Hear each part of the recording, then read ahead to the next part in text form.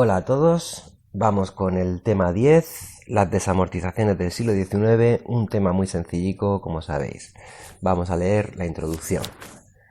La desamortización española fue un largo proceso histórico, económico y social cuyo inicio podemos situar a finales del siglo XVIII con la denominada desamortización de Godoy, del 98, o incluso una anterior durante el reinado de Carlos III, y cuyo final podemos situar en 1924, cuando se derogan todas las leyes desamortizadoras durante la dictadura de Primo de Rivera. La desamortización consistió en poner en el mercado, previa expropiación forzosa y mediante una subasta pública, las tierras y bienes que hasta entonces no se podían enajenar, vender, hipotecar o ceder, y que se encontraban en poder de las llamadas manos muertas, es decir, la Iglesia Católica y las órdenes religiosas. Además, se desamortizaron también los baldíos y las tierras comunales de los municipios. El objetivo del Estado era obtener ingresos extraordinarios para pagar los títulos de deuda pública, los vales reales creados por Carlos III, que él mismo expedía para financiarse. Del mismo modo, se intentó que los agricultores fueran los propietarios de las tierras que cultivaban. El objetivo era crear lo que los economistas llaman condiciones capitalistas, una clase media y propietaria, para que el Estado pudiera recaudar más y mejores impuestos. Con las sucesivas desamortizaciones, los liberales del siglo XIX español apagaron los últimos focos del antiguo régimen. Bueno, como veis, esta introducción tiene tres partes. Hablamos de que es del siglo XIX, pero en realidad empieza en el siglo XVIII y acaba en el siglo XX, ¿vale? Tenemos una definición sacada del diccionario, de la Wikipedia, directamente de lo que es la desamortización, que conviene que os aprendáis de memoria. Esto es, la desamortización consistió en poner en el mercado previa expropiación forzosa, etc. Todo eso es la definición canónica de desamortización, ¿vale? Y al final, el objetivo de las desamortizaciones, ¿vale? Que tenéis ahí al final de la introducción. Bien, vamos a hacer este desarrollo, vamos a leer, el desarrollo. José Bonaparte ordenó la supresión de todas las órdenes religiosas y que todos sus bienes pasaran automáticamente a la nación. También realizó una pequeña desamortización que no implicó la supresión de la propiedad de las tierras, sino solo la confiscación de sus rentas para subvencionar al ejército francés. Cuando la guerra acabó en 1814, estas fueron devueltas a sus propietarios.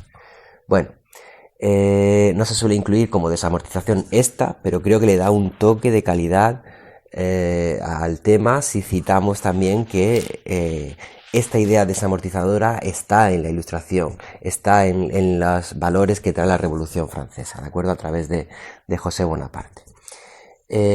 Bien, vamos a leer el siguiente párrafo.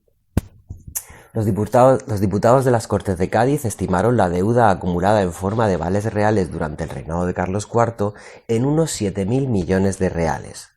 Argüelles, en 1813, propuso entonces desamortizar ciertos bienes de las manos muertas para posteriormente venderlos y sufragar la deuda.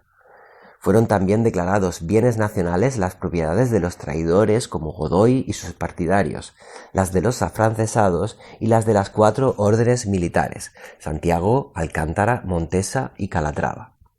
A estos habría que sumar también las tierras de los conventos y monasterios destruidos en la guerra, las fincas y los sitios reales y la mitad de los baldíos y realengos de los municipios. Aunque la desamortización de Argüelles no pudo llevarse a cabo por la pronta vuelta del absolutismo con Fernando VII, sus mecanismos jurídicos sirvieron de modelo a las posteriores. Bueno, Argüelles, en las Cortes de Cádiz, sienta las bases, propone el modelo que luego van a seguir las demás, ¿de acuerdo? Y propone desamortizar todas esas cosas que hemos visto ahí, toda esa ristra de propietarios a los que se les va a quitar, previo pago, las tierras, ¿de acuerdo? Bien, seguimos leyendo. Los gobernantes del trienio liberal, del 20 al 23, enfrentaron de nuevo el problema de la deuda, que durante el sexenio absolutista del 14 al 20 no se supo o no se quiso enfrentar. Por ello se apoyaron en el decreto de Argüelles, al que añadieron como bienes desamortizables los de la Inquisición, que acababa de ser suprimida, y los del todo el clero regular. La medida más radical fue precisamente la de prohibir a las manos muertas que pudieran comprar terrenos, una idea que ya habían propuesto los ilustrados campomanes o jovellanos, pero que nadie se había atrevido a sancionar. Bueno, como veis, el trienio liberal, que es ese oasis dentro del reinado de Fernando VII, los liberales vuelven con toda la artillería pesada a intentar desamortizar, porque la deuda es extrema. La deuda pública española es demasiado grande como para que el Estado pueda funcionar. Con Fernando VII, en la década anterior, no se había podido hacer. Sin embargo, en este pequeño oasis del trienio liberal sí que se reactiva la desamortización. Vamos a ver qué pasa después de la muerte de Fernando VII con la regencia de María Cristina. Seguimos leyendo. Tras la década ominosa y la muerte de Fernando VII, llega la regencia de María Cristina de Borbón, que como sabemos permitió desplegarse a los liberales. La desamortización de Mendizábal de 1836 fue un hito a este respecto, pues fue completa y efectiva. Sin embargo, quedó ensombrecida por sus resultados concretos.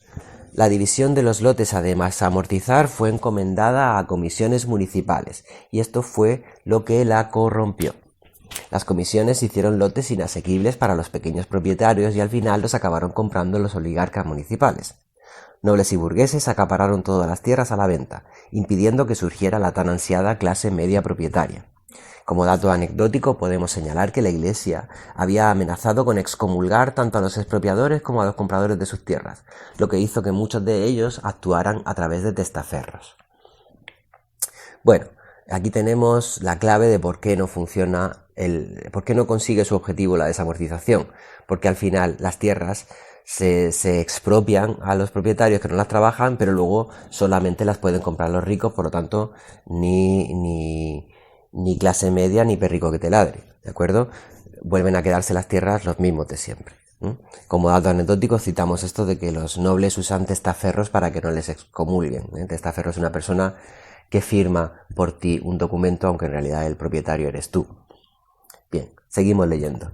Recién nombrado regente, Espartero impuso la desamortización de bienes del clero secular, que estuvo vigente 3 años hasta la caída de su partido. Esto trajo muchas tensiones con la Iglesia, que no se aplacaron hasta la firma del Concordato en 1851. Vale, Espartero, que es un liberal, sigue pinchándole a la Iglesia, sigue quitándole tierras a la Iglesia, y esto no va a parar hasta que no se firme el Concordato en 1851, ¿vale? Que va a blindar las posesiones de la Iglesia, ¿de acuerdo? Desde el punto de vista de estas desamortizaciones tan agresivas que ha habido anteriormente. Sin embargo, seguimos leyendo, la desamortización mayor fue la de Pascual Madoz en el 55, durante el llamado bienio progresista, que es del 54 al 56. A pesar de su nombre, prácticamente redobló en ingresos a la de Mendizábal. Estuvo vigente hasta que fue derogada, como hemos dicho, en 1924. De todas las tierras que Madoz puso en venta, se calcula que un 50% eran propiedad comunal de los pueblos y un 40% de la Iglesia, mientras que el resto eran de procedencia variada. Igual que la de Mendizábal, supuso una victoria pírrica para los que la esperaron ilusionados. Se expolió a los campesinos de las tierras que cultivaban o les abastecían de pastos o leña, y luego se les puso unos precios inalcanzables. Millones de campesinos fueron condenados a la emigración a las ciudades, donde se proletarizaron. Bien, de nuevo tenemos con la desamortización de Madoz, una victoria pírrica, que es lo que hemos dicho muchas veces en clase, es ganar una batalla para acabar perdiendo la guerra. Esto es, se consigue desamortizar, pero luego no revierte en el bien de los ciudadanos, no revierte en la tan ansiada creación de una clase media. Esto es, que puedan haber pequeños propietarios. Las tierras en España siguen estando en manos de terratenientes, que ya no son tanto de la Iglesia como de nobles o burgueses, sobre todo burgueses. La consecuencia es que los campesinos se tienen que ir del campo a la ciudad y empieza el proceso de proletarización. Bien, leemos la conclusión. Los efectos de las desamortizaciones durante el siglo XIX fueron muy profundos y variados. En cuanto a la estructura de la propiedad, no varió mucho. En el sur se reforzó el latifundismo. Los campesinos solo podían comprar las parcelas más pequeñas, quedando las grandes extensiones para los terratenientes. En el norte se mantuvo la estructura previa. Con respecto al clero, la exclaustración forzosa de miles de religiosos tras el cierre forzado de conventos y monasterios los abandonó a su suerte. El aspecto de las ciudades cambió con los cientos de conventos, 17 solo en Madrid, que fueron derribados. Desde el punto de vista económico, es cierto que la hacienda se saneó, con los más de 14.000 millones de reales procedentes de las subastas. Aumentaron la tierra cultivada y la productividad, lo que se retroalimentó con las inversiones de los nuevos propietarios. Sin embargo, la gente humilde de los pueblos vio cómo su medio de subsistencia, los pastos o las tierras donde cultivaban lo que comían sus familias, estaba ahora en manos privadas. No apareció la tan ansiada clase media, sino que creció la brecha entre propietarios y desposeídos. Desde el punto de vista medioambiental, millones de hectáreas de bosques fueron talados y roturados para cultivarlos, algo que hoy en día no dudaríamos de tachar de catástrofe ecológica. Bueno, como veis, en la introducción hemos hecho una introducción, en la conclusión hemos hecho una conclusión y todo el desarrollo es un orden cronológico de las diferentes fases de la desamortización. Esta conclusión por eso es tan larga, porque incluye las consecuencias, ¿vale?, del punto de vista del paisaje, la estructura de la propiedad, del punto de vista de qué le pasa al clero con esa exclaustración. O sea, muchos monjes y monjas son obligados a salir de sus monasterios y los abandonan a su suerte por los caminos de España, ¿vale? Y desde el punto de vista económico, que tenemos dos consecuencias. La hacienda se sanea, se consigue equilibrar la deuda, pero se empobrece a los de siempre, ¿vale? Bien, y por último un apunte una pincelada final diciendo que hay una consecuencia que podemos tener en cuenta, que es la consecuencia medioambiental, con la tala de bosques masivos para cultivar, etcétera. De acuerdo, hemos terminado. Un saludo a todos.